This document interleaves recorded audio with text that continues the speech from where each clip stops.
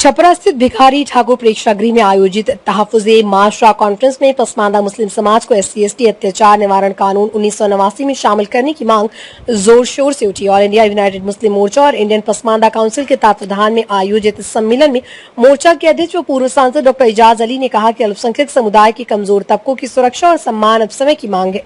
राज्यसभा के पूर्व सांसद एवं मोर्चा के राष्ट्रीय अध्यक्ष ने अपने संबोधन में कहा कि लोकतंत्र को 75 साल हो गए, लेकिन देश की राजनीति आज भी मंदिर मस्जिद और हिंदुस्तान पाकिस्तान के मुद्दों पर चल रही है। असल जरूरत है सरकार महंगाई, बेरोजगारी और भ्रष्टाचार पर अंकुश लगाए तथा सामाजिक न्याय को मजबूत करे। उन्होंने जोर देकर कहा, SC/ST एक्ट बनने के बाद दलित और आदिवासी समाज पर अत्याचार में कमी आई है, इसलिए पसमानदा मुस्लिम जातियों को भी इसमें शामिल करने से अल्पसंख्यक समाज में भी सामाजिक संतुलन कायम होगा।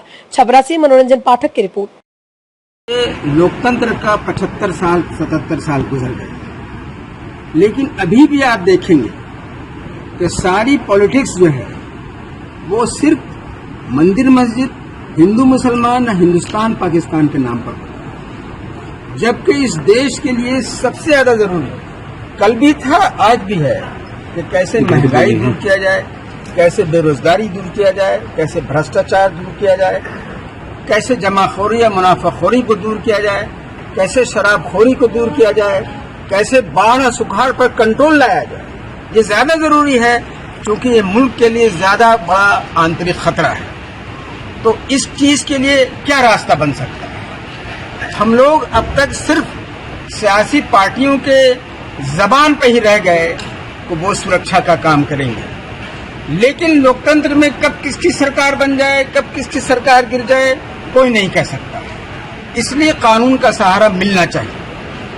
जब SC/ST एक्ट जब से बना है तब से देखेंगे आप इस देश में सोशल वायलेंस पर बहुत ब्रेक लग गया, और दो ही वायलेंस इस देश में होते हैं, या तो सोशल वायलेंस हुआ करते थे या कम्युनल वायलेंस हुआ करते थे। तो अगर इसी एक्ट में माइनॉरिटीज के कमजोर तबकों को शामिल कर दिया जाता है तो इससे कम्युनल वायलेंस पर भी रोक लग गया और कम्युनल पॉलिटिक्स पर रोक लग जाएगा। सियासी पार्टियां जो भी हैं उसमें ज्यादातर सियासी पार्टियां कम्युनल पॉलिटिक्स ही करती हैं। हमारे यहाँ एक से एक नेता आए, अभी सबसे बड़े नेता नरेंद्र मोदी जी हैं, देश में कितना कंस्ट्रक्शन का काम कर रहे हैं, देश को इंटरनेशनल लेवल पे ले जाने का काम कर रहे हैं, लेकिन चुनाव के वक्त उनको भी कम्युनल पॉलिटिक्स पर ही उतर जाना पड़ता है। इस कल्चर को खत्म करना होगा अगर हम चाहते हैं कि इस मुल्क में ये बेरोजगारी, भ्रष्टाचार और ये जो बेरोजगारी है, भ्रष्टाचार है, महंगाई है,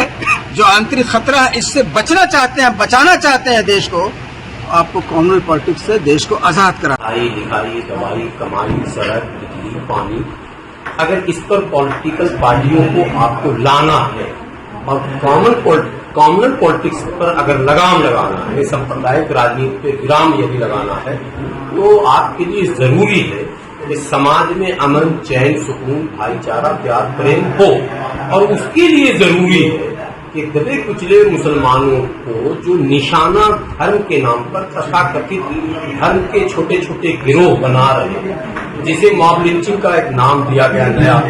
15-20 साल पहले आप लोगों ने इस नाम को सुना नहीं होगा, पहले दंगे हुआ करते थे, उसके बाद मॉब लिंचिंग का नाम मामला शुरू हुआ।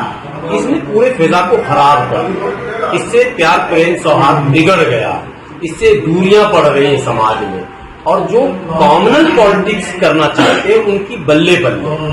कॉमनल पॉलिटिक्स का नुकसान सीधा सीधा गरीब मुसलमान और गरीब हिंदुओं को भुगतना पड़ता है, क्योंकि कॉमनल पॉलिटिक्स होता है धर्म के नाम पर वोटिंग हो गया, सरकार बन गई, बात खत्म, हम काम क्यों करें। तो आज जो रोजी रोटी का संकट है, पढ़ाई लिखाई के मुद्दे आज भी अपनी जगह पर बरकरार है। मुफ्त शिक्षा, अंत तक शिक्षा, ये मुद्दा ही नहीं बन पाया। मुफ्त क्या कहते हैं, इलाज, अंत तक इलाज, आज ये मुद्दा नहीं बन पा रहा। कॉन्फ्रेंस का नाम डॉ. एजाज अली है, हम यूनाइटेड मुस्लिम मोर्चा के राष्ट्रीय अध्यक्ष हैं, साथ में हम पूर्व सांसद भी हैं। आप लोगों के मुद्दा में एक है शिक्षा और सुरक्षा, तो ये अशिक्षा की भावना और सुरक्षा की भावना कैसे आ रही है?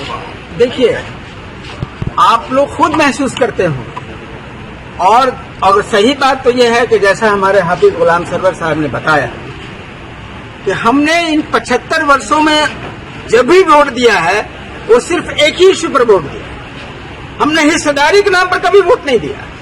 हमने हकदारी के नाम पर वोट दिया और हमारा हक बनता है इस देश में जो भी सरकार बने वो हमें सुरक्षा प्रदान करे। और आप महसूस कीजिएगा कि हमने 50-45 बरस तक कांग्रेस को वोट दिया सिर्फ इसलिए कि हमें एहसास रहा कि ये रहेगी तो हम सुरक्षित रहेंगे। उसके बाद जब समाजवादियों के दिन आए तो हमने उनको वोट दिया इसलिए कि हमें लगा कि ये हमें ज्यादा अच्छा सुरक्षा दे सकते हैं। और आप देखते होंगे आज भी कि जो भी जिन पार्टियों को हम वोट देते हैं सिर्फ इसी नाम पर देते हैं, इसी एम से देते हैं कि ये इसकी सरकार रहेगी तो हम सुरक्षित रहेंगे। हम लोगों ने ये कॉन्फ्रेंस सिर्फ एक ही इश्यू पर बुलाया है और वो ये है कि प्रिवेंशन ऑफ एट्रोसिटीज एक्ट 1989, जिसको हिंदी में अत्याचार निवारण एक्ट कहा जाता है, उसमें माइनॉरिटीज के कमजोर तबकों को भी शामिल कर दिया। ये एक्ट राजीव गांधी ने 1989 में बनाया था। ये स्पेशल प्रोटेक्शन एक्ट है और चूंकि उस वक्त माहौल के हिसाब से सिर्फ दलितों और आदिवासियों को ही उसमें रखा गया था, इसलिए उस एक्ट को भी SC/ST एक्ट कहा जाता है। लेकिन उसमें जो शर्तें हैं, 12-14 शर्तें हैं, उसमें आज भारत का कमजोर तबके का माइनॉरिटीज भी फिट नजर आता है। इसलिए हम केंद्र सरकार से ये अर्ज करने आए हैं कि वो इस एक्ट में माइनॉरिटीज को भी शामिल कर दें। चूंकि ये मांग ऐसा लग रहा होगा लोगों को कि ये मांग सिर्फ हम अपने लिए कर रहे हैं, लेकिन दरअसल इससे समाज के साथ साथ देश को भी फायदा है।